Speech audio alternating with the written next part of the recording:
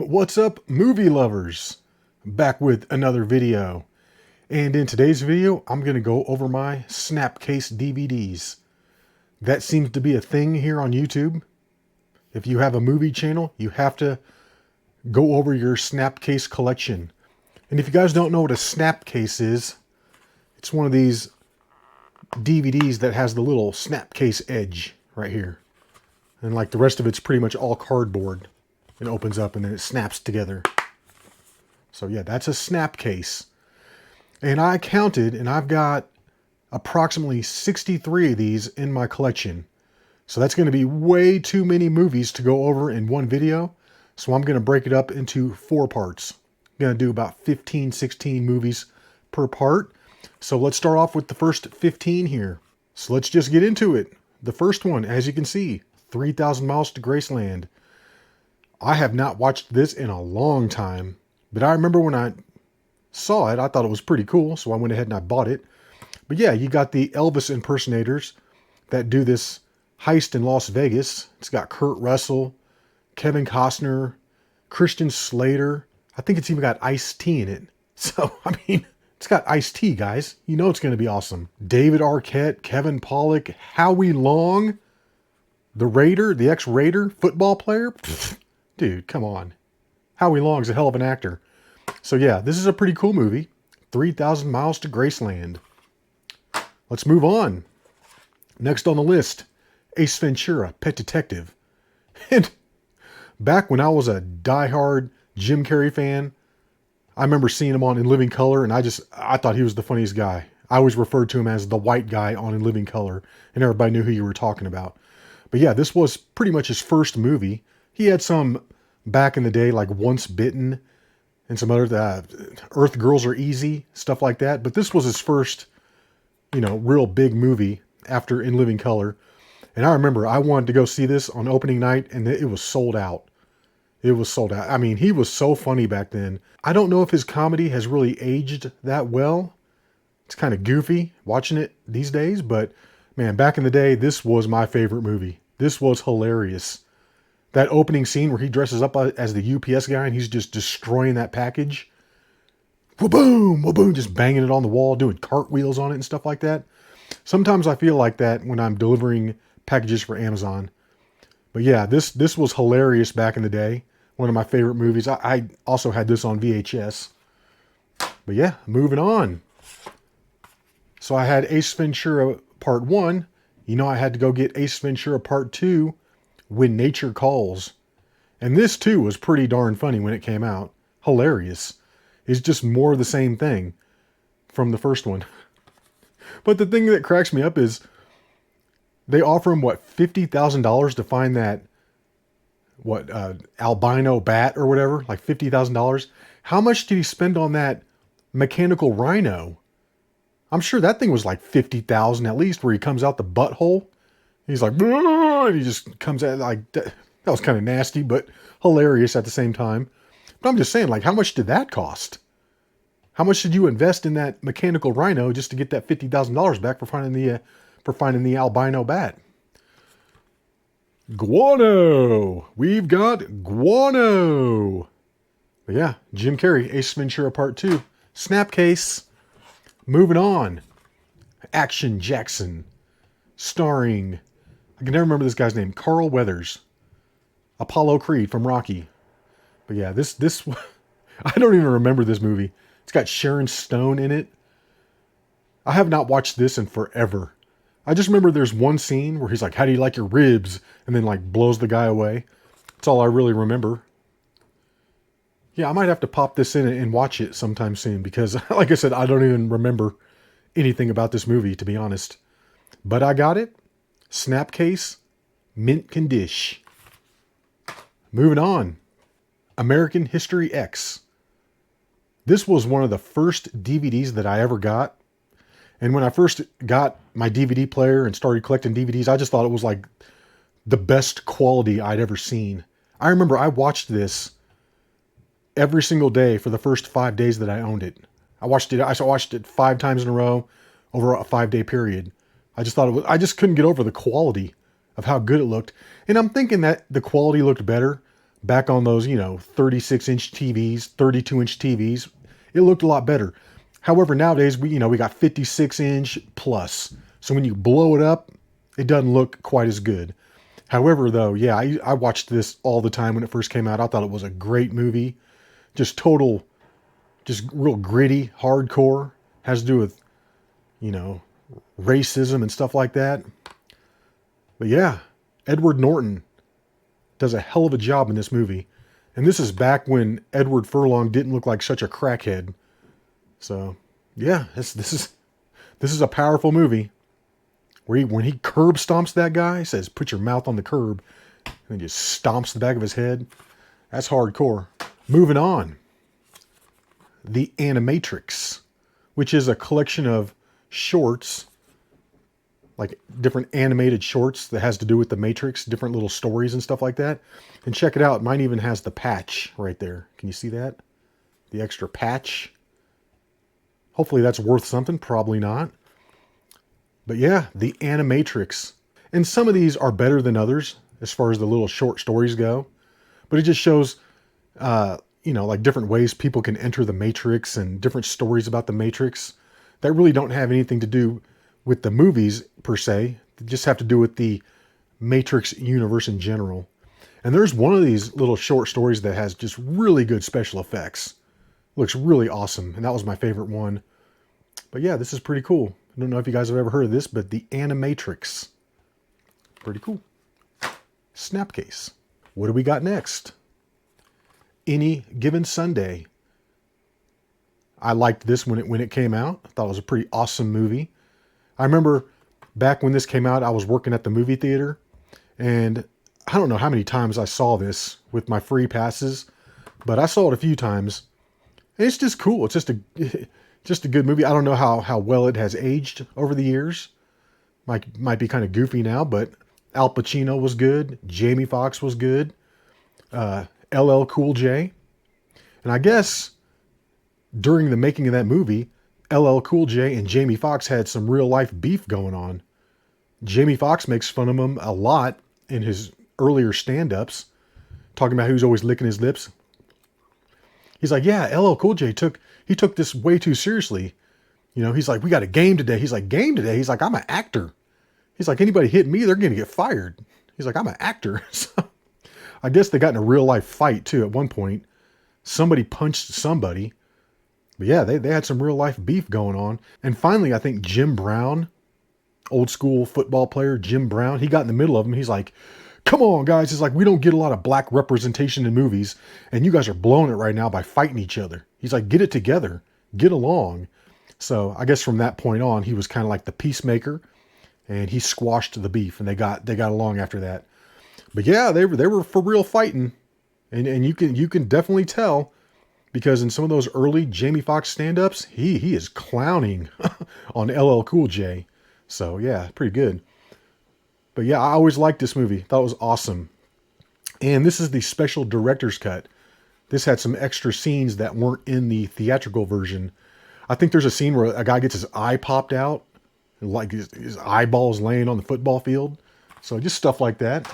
It's a cool movie. All right, let's move on to some comedy. We've got the original Austin Powers, The Spy Who Shagged Me. I remember when this first came out, I didn't think it looked that funny until my girlfriend rented it and we sat there and watched it. I was like, dude, this is hilarious. Super funny. I mean, this is a classic right here. Especially the first one. It is by far the best, in my opinion. And then they just kind of go downhill after that. But I got this first one with the Snapcase. Freaking hilarious.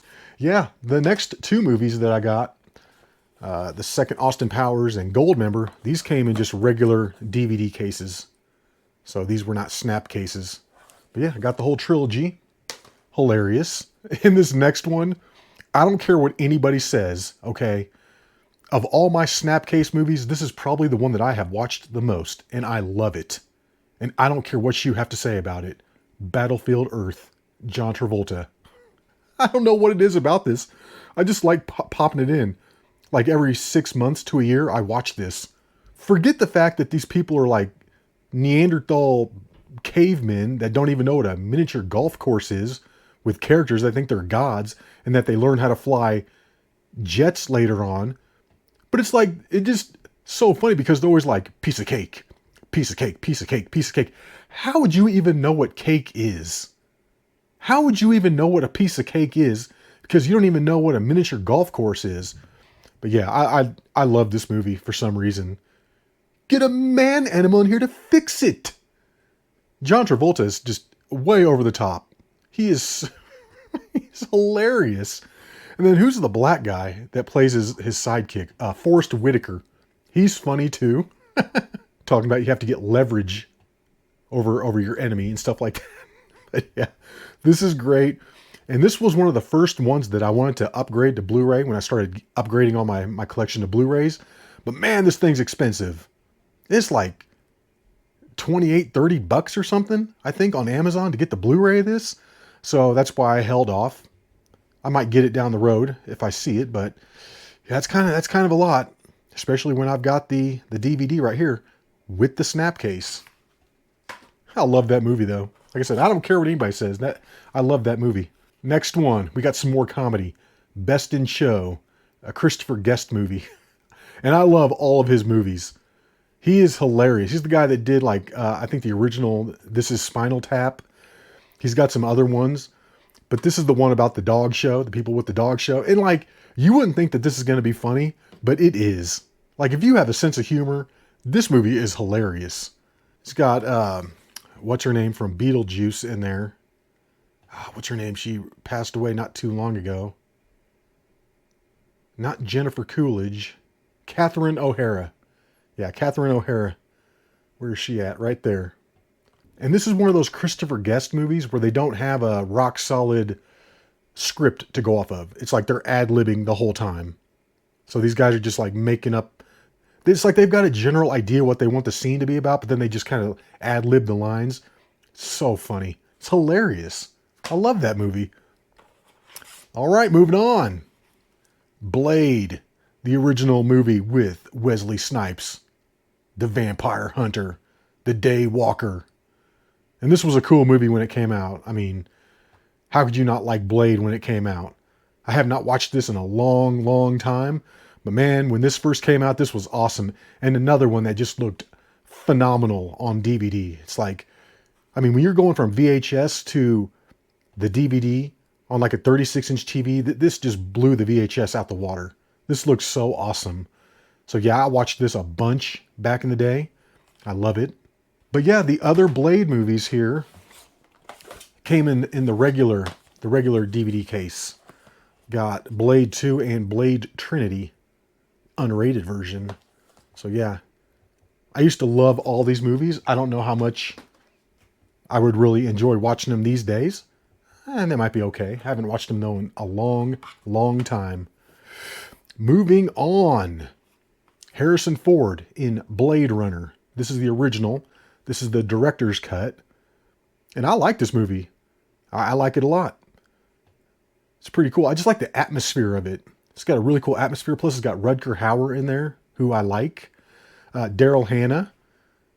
She's also in it. Yeah, this is a good movie. I just watched this not too long ago because I recently upgraded to Blu-ray. I found this for like $2 at a flea market store. And this looked amazing on Blu-ray. Wow. I couldn't believe the upgrade. Like when they're flying their ships over those like big skyscraper buildings with all the lights. Wow. I mean, it's just so crystal clear. It's amazing. This looked awesome on Blu-ray. But yeah, so I've got that, the original with the snap case. And then not too long ago, I also bought this Blade Runner 2049, hoping it was going to be something like the original Blade Runner. And to me, it wasn't. This was such a slow burn. This was boring as hell. I could not get into this at all. I couldn't get into the storyline. I didn't care about the fact that the robot androids or whatever were having babies. Like, who gives a crap? I thought the story was terrible. I did not like this at all. Yeah, it had a cool atmosphere. I'm sure this looks amazing on 4K. But to me, this is just boring. Just totally boring. I will probably never, ever watch this again. Moving on. Boiler Room with Giovanni Ribisi, Vin Diesel, Nia Long, and Nikki Cat, whoever the heck that is. But yeah, I have not watched this in a long time.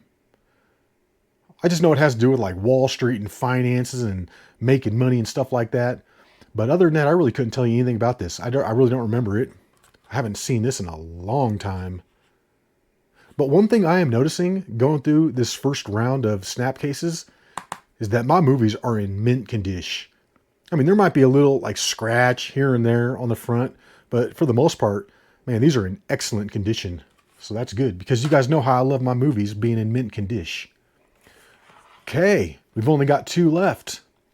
This next one, The Cell with Jennifer Lopez, Vince Vaughn, and Vincent D'Onofrio. Haven't seen this in a long time either. The one where she's like dreaming and stuff and she's always in the dream world. I really don't even remember too much about this movie. It's kind of weird. It's kind of off the wall. But yeah, The Cell. That's cool. It's got like the raised up lettering right there. Gold lettering. New Line Platinum Series. Yeah, I've noticed a lot of these are New Line. But yeah, another snap case that is in perfect condition. Because I take care of my stuff, guys. I take care of my stuff. And last, for this round of snap cases, A Christmas Story. And this is one of the top Christmas movies I think that exists. I would have to say that National Lampoon's Christmas Vacation is better than this. However, this is a classic. I mean, I know they show it like on TBS on Christmas Day, just nonstop, which has kind of ruined it for a lot of people. But you can't take away from the fact that this is a hilarious movie.